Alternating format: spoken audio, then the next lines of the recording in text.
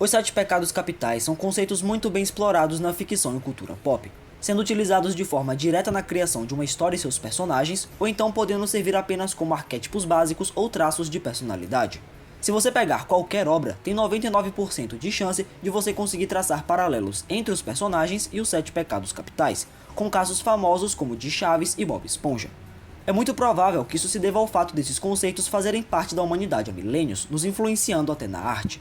Tendo isso em mente, será que conseguimos fazer esses paralelos dentro do Monsterverse também? Quais seriam os titãs que representariam cada pecado capital?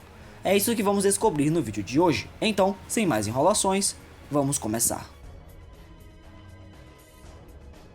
A ganância é o apego exagerado ao acúmulo de dinheiro ou bens materiais. Quem pratica esse pecado sempre vive e age em prol de ganhos e riquezas, ou seja, querendo ter posse de tudo.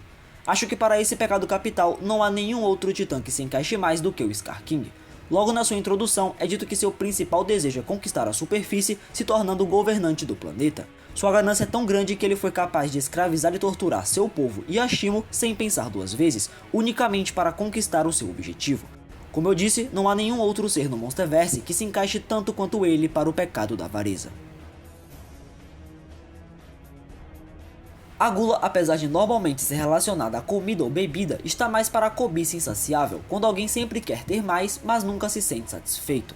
Uma titã que até se encaixa nessa descrição é a Scylla, já que foi dito em Godzilla Dominion e na novelização de Novo Império que ela sempre teve uma fome insaciável por radiação, sempre querendo absorver mais e mais, o que consequentemente levou à sua queda, já que sua cobiça a fez se rebelar contra o Godzilla. Então, a Scylla tinha uma cobiça gigantesca, porém, há uma espécie que a supera em todos os sentidos, os Skullcrawlers.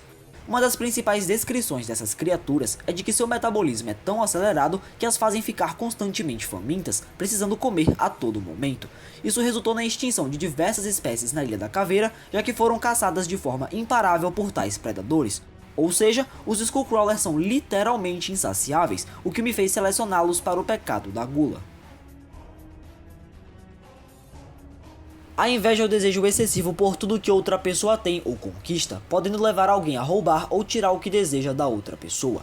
Essa descrição me fez rir por um momento, pois eu lembrei do Doug roubando o War Dog que o Kong ia comer. Mas claro, isso foi só um momento cômico e não é o suficiente para colocarmos o Doug como representante da inveja.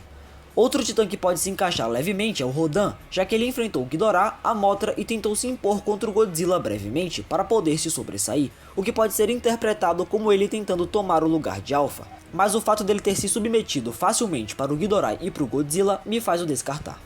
Já uma titã que se encaixa praticamente de forma perfeita na minha visão é a Tiamat. Em Godzilla Dominion, ela lutou contra o Rei dos Monstros especificamente para subjugá-lo e tomar o posto de Alpha, e mesmo tendo perdido, anos depois em Novo Império, ela tentou novamente sem nem pensar duas vezes, tendo se preparado absorvendo a energia acumulada no Ártico, mas acabou perdendo novamente e dessa vez indo de arrasta.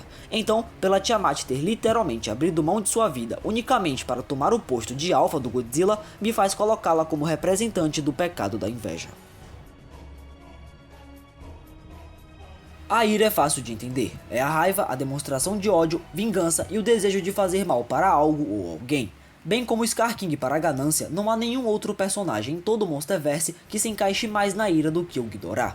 Sua aura exala destruição e sua existência por si só já era suficiente para criar tempestades devastadoras do tamanho do Brasil. Ele fez questão de eliminar humanos só porque ele se sentia incomodado, mesmo que os humanos não representassem nenhum tipo de ameaça a ele. E claro, quando reencarnou no Mechagodzilla, Ghidorah se movia à base de vingança e ainda mais ódio, destruindo tudo à sua frente de forma descontrolada e dando o máximo de si para trazer o fim do Godzilla.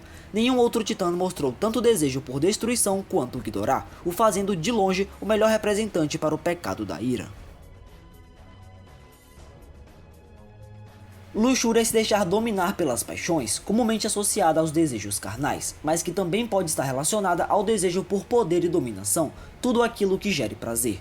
Esse foi o pecado mais difícil de achar algum titã para relacionar, já que é um conceito muito mais humano. Os titãs, apesar de terem uma inteligência relativamente alta, ainda são retratados como animais que seguem principalmente seus instintos, mas após um tempo quebrando a cabeça, eu escolhi os Mutos, já que em 2014 e em Aftershock, eles são mostrados como criaturas que buscam principalmente a reprodução.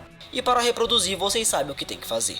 Além disso, um dos propósitos de sua reprodução é crescer em número para estabelecer dominância, e junto ao fato de serem uma espécie parasita que subjuga outros titãs, podemos fazer um paralelo ao desejo pela dominação. Talvez eu tenha forçado um pouco a barra aqui, mas novamente, os mutos são a melhor opção para representar o pecado da luxúria. A preguiça é simples, se caracteriza por aquele que vive de forma negligente e desleixada, sempre evitando o esforço. Mas apesar de ser fácil de entender, foi difícil selecionar alguém. De primeiro eu pensei em escolher entre o Kong e a Shimo. O Kong pelo fato de que a única coisa que ele queria era viver sua vida tranquilo com outros iguais a ele, e a Shimo por motivos semelhantes. Não há nenhum relato dela querer entrar em guerra com outros titãs e parece ser uma criatura extremamente tranquila. Porém, eu descartei ambos, pois mesmo o Kong priorizando a paz, ele ainda tomou a frente de várias situações, especialmente em Novo Império, e a Shimo foi a responsável por causar a Era do Gelo, então ela agiu com alguma motivação, o que não se encaixa na preguiça. Então, pensando mais um pouco, eu escolhi o Matusalém, e vou explicar o porquê. Dentre todos os titãs que foram apresentados ou citados em Rei dos Monstros, Matusalém foi o que menos se mostrou ativo. Ele possui uma única cena em Godzilla 2 e nem sequer apareceu nas HQs, então, mesmo que não saibamos se ele é de fato um titã preguiçoso, pela sua inatividade na história, Matusalém fica como representante do pecado da preguiça. Orgulho é vaidade e arrogância, está ligado ao sentimento de superioridade em relação aos outros.